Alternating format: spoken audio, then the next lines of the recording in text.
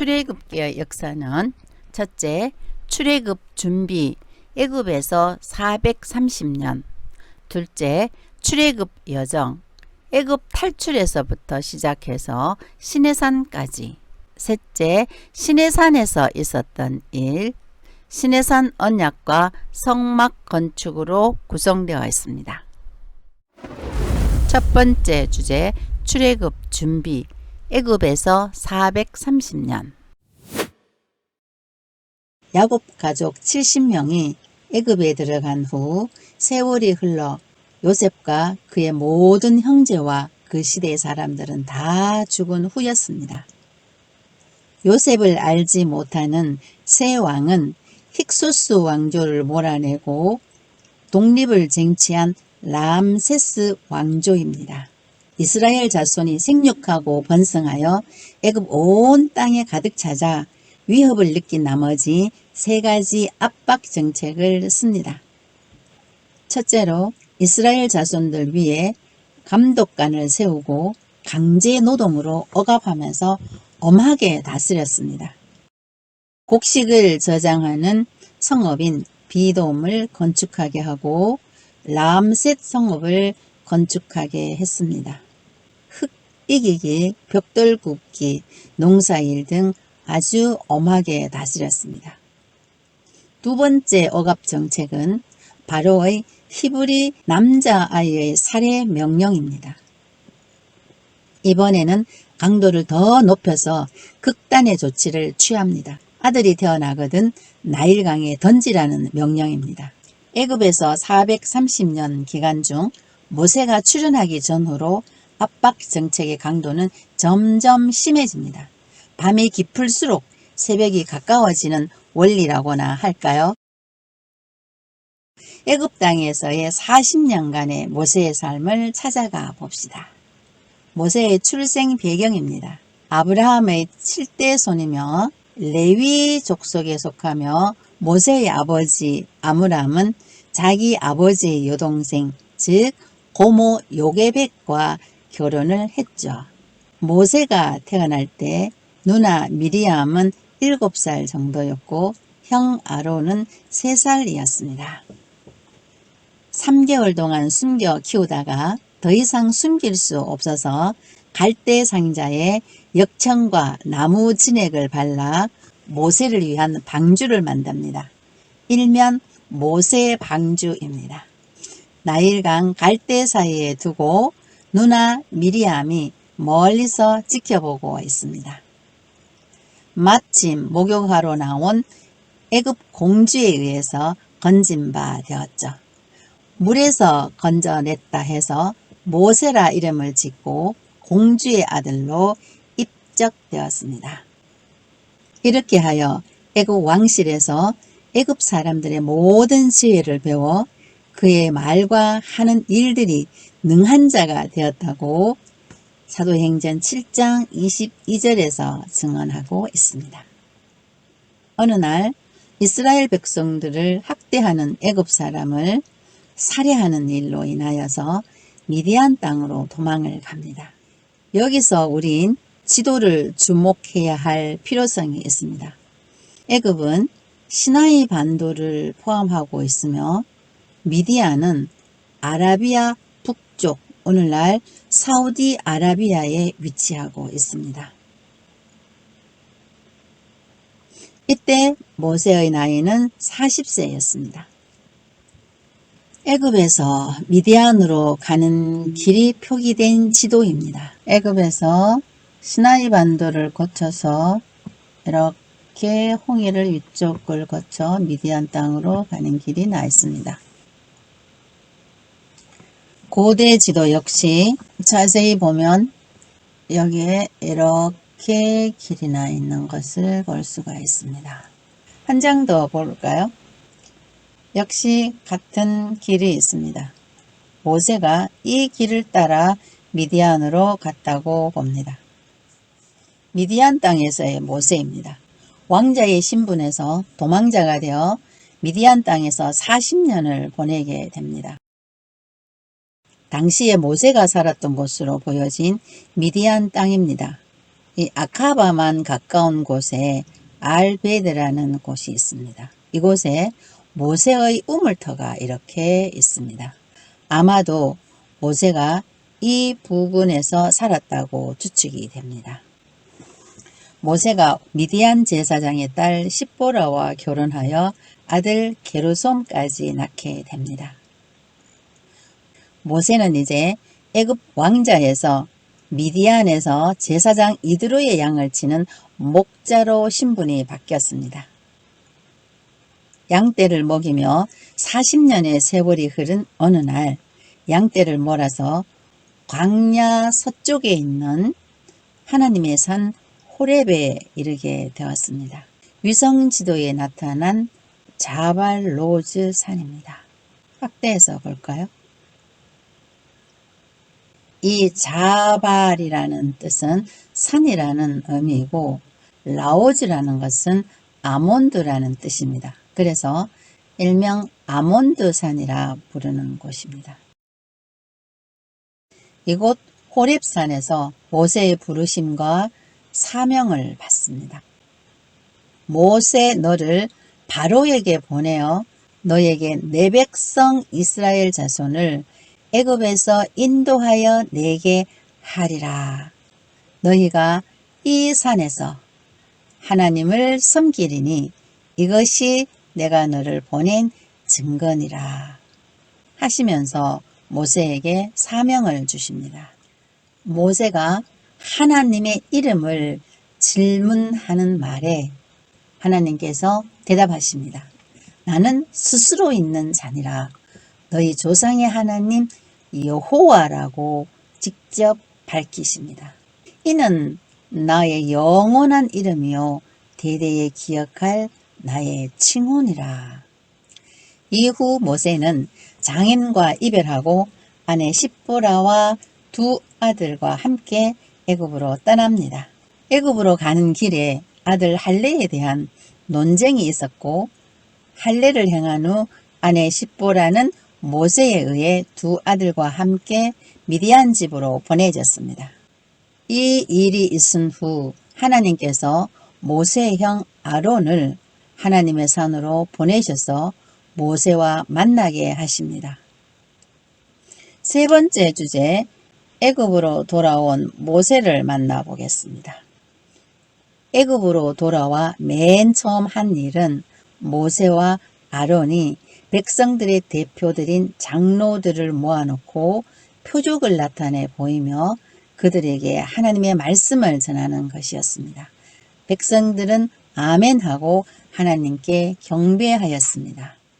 바로왕 앞에 선 모세와 아론은 이스라엘 하나님 여호와께서 말씀하시기를 내 백성을 내보내라 하셨나이다. 그 결과 바로왕의 대답입니다. 여호와가 누구이기에 내가 그의 목소리를 듣고 이스라엘을 내보내겠느냐 하면서 더 심한 학대를 하였습니다. 출애굽기 6장은 모세와 아론의 족보입니다. 레위 지파로서 고핫을 통하여서 아므람의 아들로 아론과 모세가 태어납니다. 장차 제사장이 될 아론에게서 나답, 아비후, 엘르아살, 이다말 이렇게 네 아들 중 엘르아살을 통하여서 제사장 직분이 계속 전개되는 것을 볼 것입니다. 이어지는 출애굽기 7장부터 12장까지는 애굽에 내려진 10가지 재앙을 다루고 있습니다. 이 10가지 재앙의 목적은 바로왕으로 하여금 이스라엘이 애굽을 떠나게 하는 것만은 아니었습니다. 때문에 첫 번째 이유는 애굽 왕과 그 신하들과 백성들이 이스라엘 자손들이 섬기는 하나님이 참 신이신 여호와인 줄 알게 하시려는 목적이 있었습니다. 두 번째는 하나님의 백성인 이스라엘 백성들이 그들이 섬기는 하나님이 참 신이신 여호와인 줄 알게 하시려고 10가지 재앙을 내리신 것입니다. 세 번째는 세계 열방에게 애굽의 우상 종교를 심판하심으로 하나님의 살아계심과 권능을 나타내기 위함입니다. 첫 번째 재앙은 물이 피가 되게 하는 재앙입니다. 이 재앙의 목적이 나타나 있죠. 바로가 이로 말미암아 나를 여호와인 줄 알리라 하면서 분명한 이유를 말씀하십니다. 또한 이 재앙은 나일강에 쏘신 크놈과 하피를 심판하신 것입니다. 두 번째 재앙은 7일 후에 이어집니다. 개구리 재앙입니다. 이는 개구리 신 해를 심판하신 것입니다. 세 번째 재앙은 이가 창궐하는 재앙입니다. 이는 땅을 다스린다는 신 세부를 심판하신 것입니다. 애굽의 요술사가 두 번째까지는 따라했지만 이번부터는 따라하지 못합니다. 네 번째 재앙은 파리떼 재앙입니다. 지금부터는 애굽 땅과 이스라엘 백성들이 사는 고센 땅을 구별하여 재앙이 내려집니다. 이는 풍뎅이신 카프리를 심판하신 것입니다. 다섯 번째 재앙은 애굽 사람의 가축에 내려진 심한 돌림병 재앙입니다. 바로가 고센 땅이 구별되었는지 여부를 확인하기 위해서 고센 땅으로 사람을 보내어 확인합니다. 이는 애굽 사람들이 신성시하는 황소신 아피스와 무네비스를 심판하신 것입니다. 또한 암소의 수호신 하도르를 심판하신 것입니다. 소뿔과 태양의 원반을 머리에 쓴 하도르 신입니다. 이집트인들이 소를 숭배하는 모습입니다. 여섯 번째 재앙은 악성 종기 재앙입니다. 이는 으술의 신 임호텝과 타이폰을 심판하신 것입니다. 일곱째 재앙은 하늘에서 우렛소리와 함께 우박과 불이 내린 우박재앙입니다. 이는 하늘의 여신 누트와 공기, 바람을 다스린다는 대기의 신 슈를 심판하신 것입니다. 여덟 번째 재앙은 우박에 상하지 아니한 밭의 모든 채소를 먹게 하라 하면서 메뚜기를 보내십니다. 이는 곡식의 신 세라피스를 심판하신 것입니다. 아홉 번째 재앙은 3일 동안 캄캄한 흑암이 임한 흑암 재앙입니다. 이는 태양신 라 그리고 태양의 여신 세케트를 심판하신 것입니다. 아홉 번째 재앙이 내려진 후에는 출애굽 준비 작업으로서 애굽 사람들에게 은금 폐물을 취할 것을 명령하십니다. 또한 모세와 아론이 바로 왕에게 마지막 경고를 합니다. 바로 왕의 장자로부터 몸종의 장자에 이르기까지 모든 가축에 처음 난 것은 다 죽을 것이라는 경고였습니다. 마지막 10번째 재앙입니다. 밤중에 여호와께서 애굽 땅에서 모든 처음 난 것을 다 치심해 그 나라에 죽임을 당하지 않은 집이 하나도 없었음이더라. 이는 애굽의 모든 신을 심판한 것입니다. 생명의 신 푸타, 생명의 신을 부여하는 신 오시리스, 생명을 수호하는 신 이시스를 비롯한 기타 등등 모든 신을 심판하신 것입니다.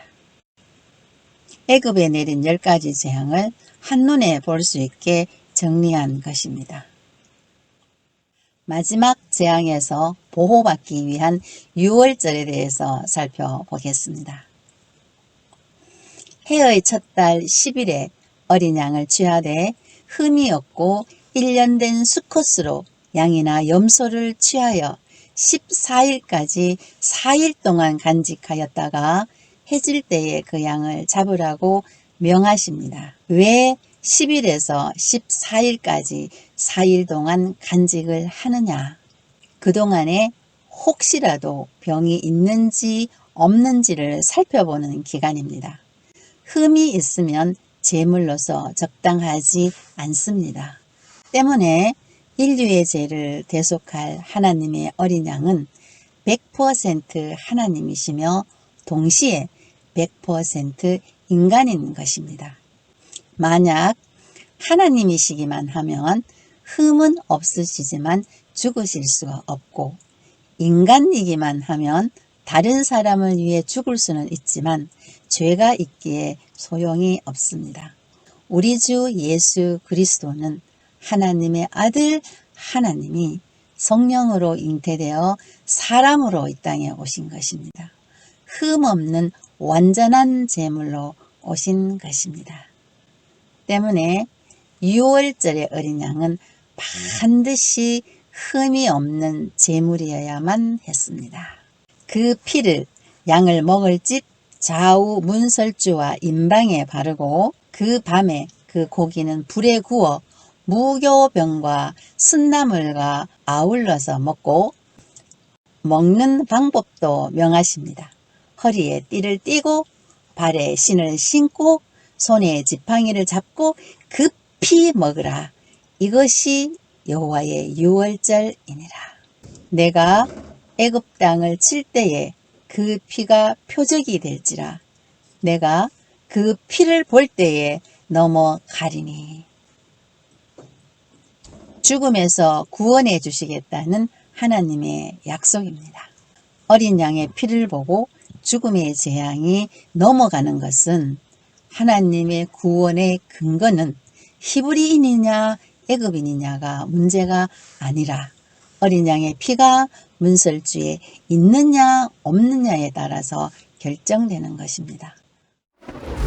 두 번째 주제, 출애굽 여정, 애굽 탈출에서 시내산까지.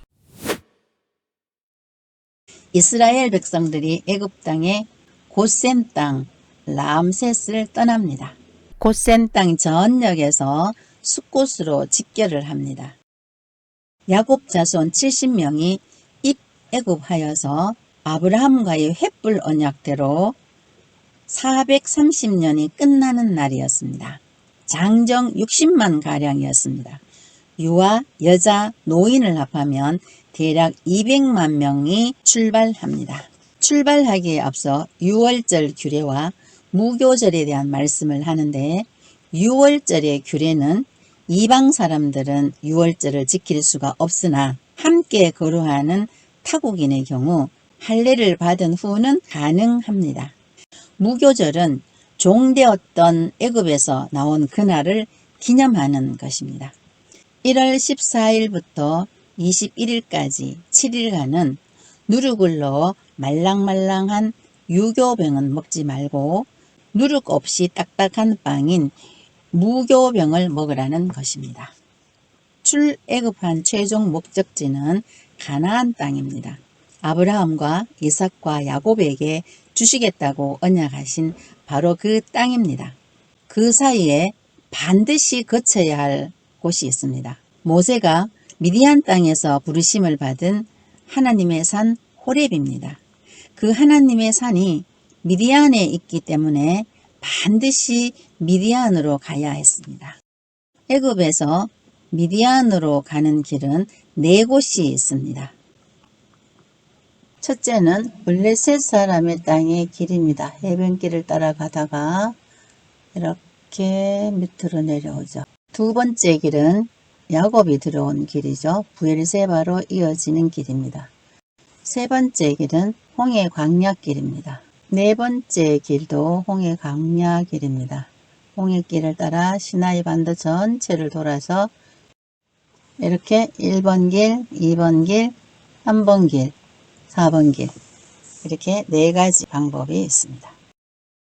하나님께서 블레셋 사람의 땅의 길은 이 길이 택하지 아니하시고 홍해 광야길로 돌려서 이렇게 인도하십니다.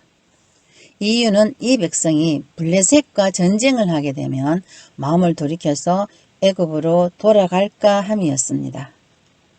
블레셋의 도시국가들입니다. 가사, 아스글론, 아스돗, 에글론, 가드, 이들이 서로 결성한 막강한 블레셋 군대와 부딪히게 되면 다시 애굽으로 돌아갈 수 있기 때문입니다. 이는 하나님의 능력이 부족해서가 아니라 이스라엘의 나약함을 인식하신 조치로 이해가 됩니다. 결론적으로 여기 왕의 대로가 이렇게 나 있는데 이 길과 이어지는 홍해 광야길로 인도하셨습니다. 숲곳에서 이렇게 올라가지 않고 방향을 틀어서 인도하십니다. 광야 시작점에서 시나이 반도를 지나서 광야 끝 에담에 3일 만에 도착하여서 장막을 치게 됩니다. 어떻게 3일 만에 에담까지 갈 수 있었나? 첫째는 낮에는 구름 기둥, 밤에는 불 기둥으로 인도하셔서 낮이나 밤이나 밤낮 진행하였다고 출애굽기 13장 21절에서 밝히 말씀하고 있습니다. 민수기 24장 8절에 의하면은 그들의 힘이 들소와 같았다 라고 증언합니다. 다음 정착지는 홍해 앞 비아히롯입니다. 하나님께서 에담에서 돌이켜 바다와 믹돌 사이에 비아히롯 앞 바닷가에 장막을 치라고 명하십니다. 진행 방향으로 곧장 가면 홍해를 건너지 않고도 미디안으로 갈 수 있으나 하나님께서는 이 방법을 택하지 않으시고 방향을 돌이키라고 하십니다. 이렇게 하여 홍해 앞에 장막을 치게 되는데 홍해의 위치를 알아보겠습니다. 쭉 뻗어 있는 바다 전체가 홍해입니다. 아울러서 시나이 반도에서 미디안 쪽은 아카바만, 애굽 쪽은 스웨즈만 모두 홍해입니다. 때문에 이스라엘 백성이 어느 쪽 홍해를 건넜냐를 두고 오늘날까지 논쟁이 진행 중인 것입니다. 열왕기상 9장 26절에 의하면은 솔로몬 왕이 에돔 땅 홍해 물가의 엘롯 근처 에시온 게벨에서 배를 지으니라. 에돔 땅 에시온 게벨이 있는 것은 이 아카바만 쪽에 있는 홍해를 가리키는 것을 알 수가 있습니다. 구글에서 제공하는 위성지도로 볼까요? 수에즈만에서 가장 많이 튀어나온 부분이 있습니다. 지금까지 여정을 종합해보면 홍해 시작점에서 이렇게 홍해 광야를 통하여서 시나이 반도를 횡단하여서 진행하다가 에담 광야에서 돌이켜서 이렇게 이 길을 따라 오다가 여기에서 이 계곡길을 따라서 여기 튀어나온 부분 여기에 이른 것입니다. 더 크게 확대한 위성사진입니다. 육지로부터 엄청난 토사가 바다 쪽으로 이렇게 흘러 들어와서 6km나 되는 삼각주를 형성하고 있습니다. 여의도 크기의 4배로 약 400만 명이 모일 수 있다고 추산합니다. 이곳에 이스라엘 백성들이 들어온 거죠. 한편 이스라엘 백성이 도망한 사실이 애굽 왕에게 알려짐에 아마 출애굽 후 3일 뒤에 4일째 되던 날인 것 같습니다. 이 구절은 출애굽한 것을 몰랐다는 것을 뜻하는 것이 아니라 모세가 요구했던 대로 3일간만 나가 있다가 다시 돌아와서 종로릇 해주기를 바랬던 것 같습니다. 이스라엘 백성들이 에담에서 이렇게 진행을 하였으면 괜찮았을 텐데 이렇게 가지 않고 이렇게 내려가니까 정보부에서 즉각적으로 보고가 된 것입니다. 바로가 선발된 병거 600대와 애굽의 모든 병거를 동원하여서 이스라엘 백성들을 추격합니다. 애굽 군대가 추격하여 이스라엘 진 가까이에 진을 치게 되자 이스라엘 백성들의 반응입니다. 애굽에 매장지가 없어서 이 광야에서 우리를 죽게 하느냐 하면서 불평과 원망을 서슴없이 내뱉습니다. 미디안 쪽으로 보고 찍은 사진입니다. 구름 기둥이 진과 진 사이에 서니 애굽 쪽에는 흑암, 이스라엘 쪽에는 밤이 밝음으로 밤새도록 이스라엘 쪽을 가까이 하지 못하였다 합니다. 1800m의 높은 산과 산 사이 계곡에 애굽 군대가 진을 쳤으므로 구름 기둥이 이 사이를 막으니 출구가 없는 거죠. 그 밤에 하나님께서 큰 동풍을 밤새도록 불게 하셔서 바닷물이 갈라져 마른 땅을 밟고 건넌 것입니다. 뉴 웨이바는 모세가 물을 가른 곳이란 뜻이라고 합니다. 하나님께서 홍해를 건너가게 하신 이유가 있습니다. 첫 번째 이유는 하나님의 자기 계시 과정입니다. 이스라엘 백성이 섬기는 여호와 하나님이야말로 천지를 창조하시고 다스리시는 참 신이심을 계시하는 절정의 과정입니다. 지난번 10가지 과정은 준비 단계이고 홍해를 가르심으로 클라이막스를 장식한 것이죠. 두 번째는 하나님의 백성으로 만들어가는 과정입니다. 즉 세례를 받게 하심입니다. 고린도전서 10장 1절로 2절 말씀에 다 구름과 바다에서 세례를 받게 하심이라고 밝히고 있습니다. 세례라는 말은 밥티스마인데 세례의 의미는 첫 번째는 죄를 씻는다는 의미가 있습니다. 두 번째는 옛사람은 예수와 함께 장사 지낸다, 죽는다는 의미가 있습니다. 세 번째는 연합된다는 의미입니다. 옛사람은 죽고 예수와 연합된 새사람으로 태어난다는 것입니다. 이렇듯 하나님의 능력으로 새롭게 태어나는 영적 생명의 탄생 과정을 상징하는 것입니다. 세 번째, 홍해를 건너가게 하신 이유는 이스라엘 백성들이 고달픈 광야 생활에서 다시 애굽을 그리워하면서 돌아가지 못하게 하심입니다. 왜냐하면 하나님의 기적으로 홍해를 가르고 건넜으니 인간의 힘으로는 바다를 가를 수 없으니까요. 애굽 군대를 어지럽게 하시며 병거 바퀴가 벗겨져서 이리저리 뒹굴고 있는 모습입니다. 곧바로 이들 위에 홍해물이 흐르게 되어서 이들은 다 수장됩니다. 홍해를 건넌 후 모세와 이스라엘 백성들의 합창입니다. 일명 모세의 노래라 알려져 있습니다. 모세의 노래에 이어서 미리암과 이스라엘 여인들이 솟구치며 하나님을 찬양합니다.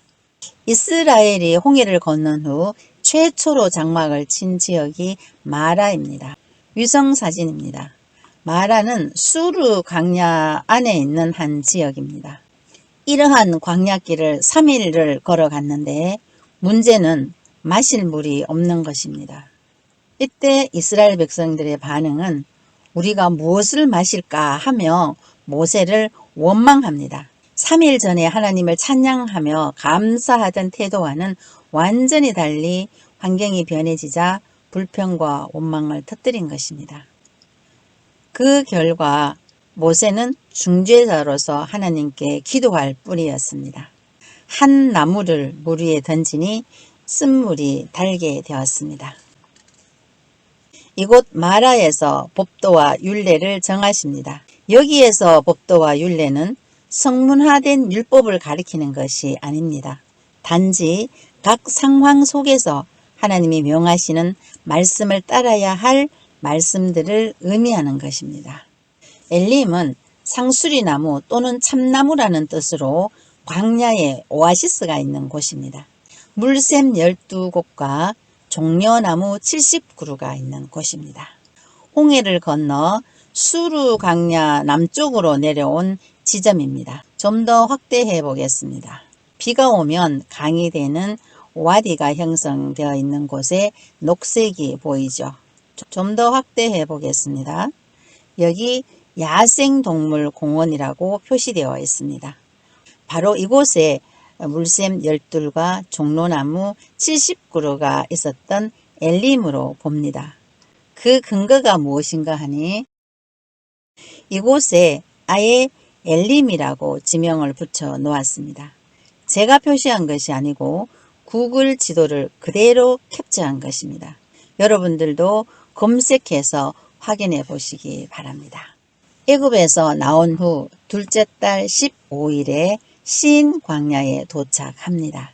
첫째 달 14일에 유월절을 지키고 다음날 15일에 출발해서 둘째 달 15일에 도착을 했으니 30일이 걸린 것입니다. 두 달 15일이 걸린 것이 아니죠. 엘림과 시내산 사이에 있는 신 광야에 장막을 칩니다. 광야에서 30일을 지나는 동안 준비해온 양식이 떨어지자 이스라엘 회중이 지도자 모세를 원망합니다. 너희가 우리를 이 광야로 인도하여서 죽여 죽게 하는도다. 이 원망의 소리를 하나님께서 들으시고 만나와 메추라기를 주십니다. 이 만나는 색깔이 희고 맛은 꿀 섞은 과자 맛 같았더라 합니다. 여기서 마라에서 정하신 법도와 율례로 시험하십니다. 만나를 하루 분량만 거두어 양식을 삼고 다음날 아침까지 두지 말라는 것입니다.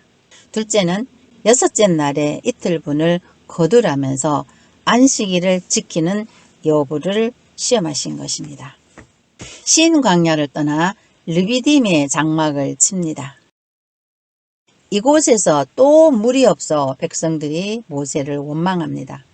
당신이 어찌하여 우리를 애굽에서 인도하여 내어서 목말라 죽게 하느냐.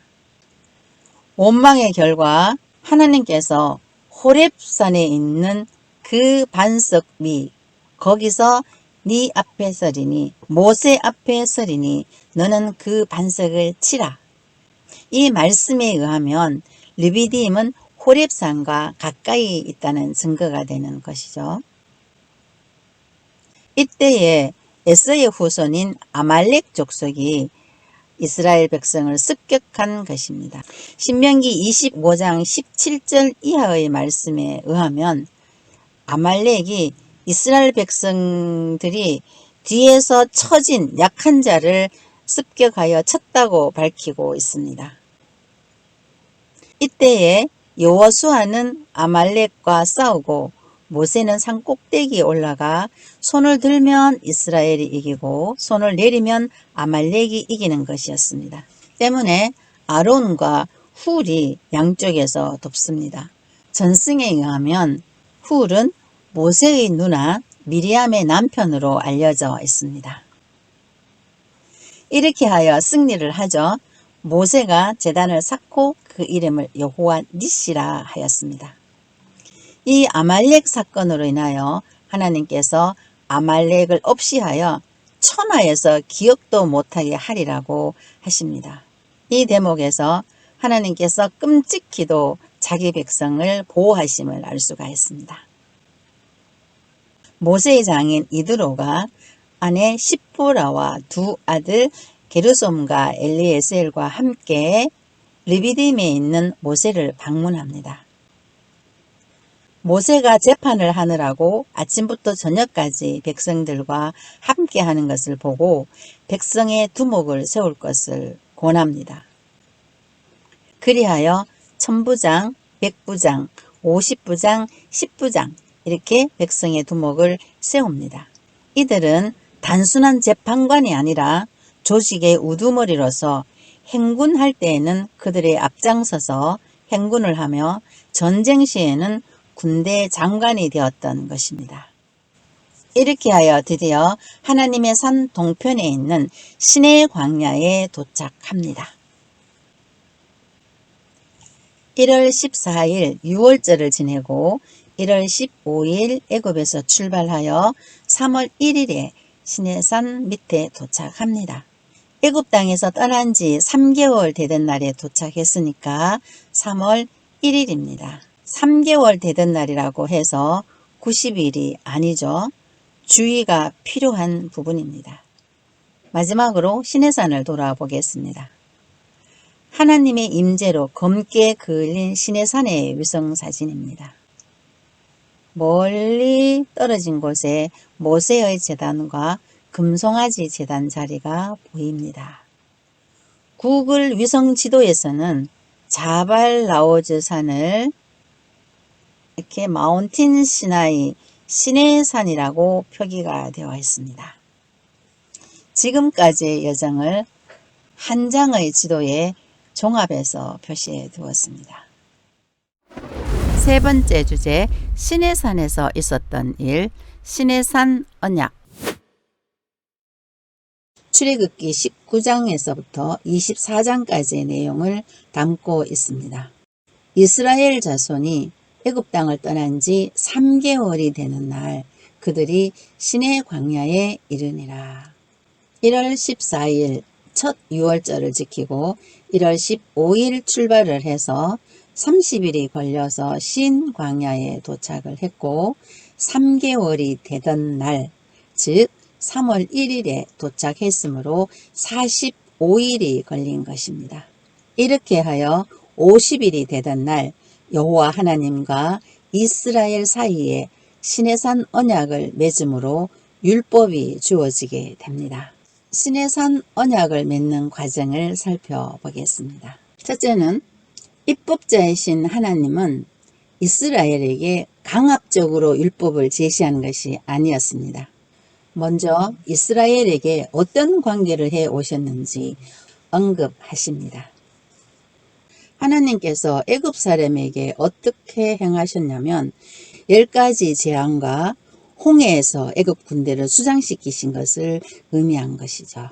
이스라엘을 독수리 날개로 업어서 인도하셨다는 것은 첫째는 구름 기둥과 불 기둥으로 인도하시며 둘째는 들소 같은 힘을 주셔서 밤낮 3일을 달려 에담까지 간 것을 의미한 것이며 셋째는 홍해를 가르시고 마른 땅을 밟고 건너가게 하심으로 이해가 됩니다. 두 번째 가정은 이스라엘을 택하신 뜻과 계획을 모세에게 말씀하십니다.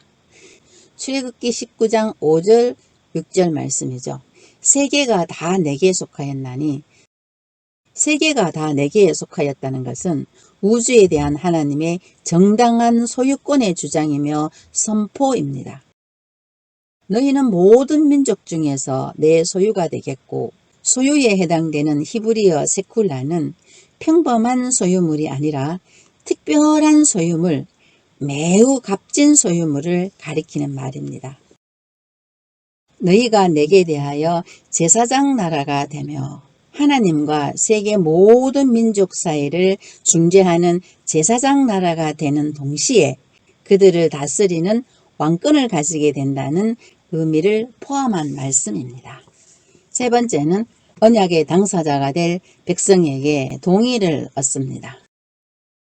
네 번째는 율법을 주시기 전에 백성들의 성결을 요구하십니다. 왜냐하면 셋째 날에 온 백성이 보는 데서 시내산에 강림하시겠다고 하십니다. 다섯 번째는 산의 경계를 정하십니다. 이 사진은 산 전체를 따라가며 쌓은 고대 때의 축대입니다. 경계를 이렇게 만들어 놓은 거죠. 셋째 날 아침에 하나님이 시내산에 임재하십니다. 우레와 번개, 빽빽한 구름과 나팔 소리와 함께 시내산의 연기가 자욱한 가운데 강림하십니다. 모세는 말을 하고 하나님이 음성으로 대답하십니다. 이제 율법을 수여하십니다. 장엄하게 임재하셨던 하나님께서는 언약 백성의 헌법이라 할 수 있는 십계명과 각종 율례의 율법을 수여하십니다. 출애굽기 20장에서 23장까지 전체의 내용입니다. 모세가 산을 내려와서 여호와의 모든 말씀과 그의 모든 율례를 백성에게 전합니다. 그들이 한 소리로 응답하여 여호와께서 말씀하신 모든 것을 우리가 준행하리다. 두 번째 동의를 합니다. 모세가 여호와의 모든 말씀을 기록으로 남깁니다. 십계명을 비롯한 70여 개의 율례들을 기록을 합니다. 모세가 이른 아침에 일어나 산 아래에 제단을 쌓고 시내산 아래쪽에 모세가 제단을 샀습니다. 더 가까이 가보겠습니다. 여기가 모세가 제단을 쌓은 곳입니다. 더 확대해 보겠습니다. 여기 이렇게 기역자 형태로 보여진 이곳이 모세가 제단을 쌓은 곳입니다. 더 가까이 가보겠습니다. 확연하게 보이죠? 이렇게 번제단을 쌓아서 여기에서 언약식을 갖게 된 것이죠.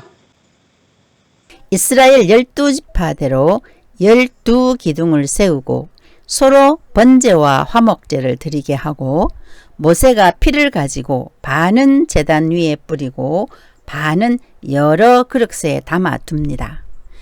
백성에게 언약서를 낭독하여 듣게 하니 백성들은 여호와의 모든 말씀을 우리가 준행하리이다 라며 세 번째 동의를 합니다. 그때서야 모세가 남겨둔 절반의 피, 즉 언약의 피를 뿌림으로 율법 수여와 함께 시내산 언약이 완성됩니다. 비로소 이스라엘은 언약을 통하여서 정식으로 하나님 나라의 백성이 되는 것입니다. 이날을 기념하는 절기가 바로 오순절인 것이죠. 오순은 50일을 가리키는 것으로 6월절로부터 50일이 되는 날입니다. 신약에 와서 이 오순절 날에 성령 하나님이 이 땅에 강림하신 바로 그날이죠. 언약서의 내용인 십계명과 율례를 살펴보겠습니다. 십계명은 언약 백성의 헌법이라고 할 수 있습니다. 십계명을 확대하면 레위기가 되고 레위기를 더 확대하면 구약이 될 것입니다. 제1계명부터 제4계명까지는 하나님과의 관계, 제5계명부터 제7계명까지는 인간과의 관계, 제8계명부터 제10계명까지는 물질과의 관계를 나타냅니다. 가톨릭에서는 두 번째 계명을 삭제하고 10번째 계명을 두 개로 나누었습니다. 내 이웃의 집을 탐내지 말라, 내 이웃의 아내를 탐내지 말라. 10계명이 오늘날의 헌법에 해당한다면 이 각종 율례는 민법, 형법, 소송법 등에 해당되는 구체적인 법규라고 하겠습니다. 이제 아브라함과 이삭과 야곱으로 시작된 이스라엘이 입애굽하여서 430년을 지내는 동안 국가 단위의 공동체가 되었고 출애굽하여 시내산에서 하나님의 율법을 주심으로 주권을 가진 국가로서의 면모를 갖추어 갑니다. 네 번째 주제, 시내산에서 있었던 일, 성막 건축. 하나님께서 모세를 시내산으로 부르셨습니다. 성막을 건축하며 제사장의 옷을 지으라고 계시하는 부분을 살펴보도록 하겠습니다. 하나님께서는 성막 지을 재료를 미리 준비케 하셨습니다. 출애굽 당시 애굽 사람들에게 은금과 폐물을 취하게 하셨습니다. 뿐만 아니라 이를 위해서 아브라함과 횃불 언약 시에도 큰 재물을 이끌고 나오리라고 계시하셨습니다. 성막 건축 예물을 바치는 자의 조건을 말씀하시는데 기쁜 마음으로 바치는 것을 받으라고 하셨습니다. 건축 예물 종류로는 귀금속, 피역, 목재, 향유, 보석 종류로 되어 있습니다. 성막 건축 방법도 계시하시는데 무릇 내가 내게 보이는 모양대로 장막을 짓고 또한 기구들도 하나님께서 보여주시는 모양을 따라 지으라고 계시하십니다. 성막 문을 열고 들어가면 바깥뜰과 성소가 있고 이 성소 안에는 지성소가 있습니다. 이 바깥뜰에는 번제단은 제물을 태우는 곳으로 그리스도의 죽음을 예표합니다. 바깥뜰에 있는 이 물두멍은 제사장이 성소에 들어갈 때 손발을 씻는 곳입니다. 제사장 외에는 금지되어 있습니다. 이제 성소를 살펴보겠습니다. 성소 외부의 모습입니다. 이 휘장을 열고 들어가 볼까요? 이곳은 제사장만 들어갈 수 있습니다. 오른쪽에는 떡을 올려놓은 떡상, 즉 진설병상이 있습니다. 진설병상의 의미는 떡은 말씀이죠.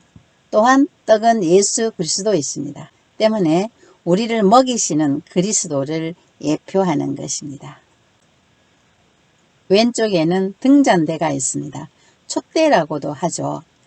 등잔대는 살구꽃 형상과 꽃받침과 꽃이 있게 하라 라고 번역을 했는데 살구꽃이 아니고 아몬드 꽃입니다. 비교해 볼까요?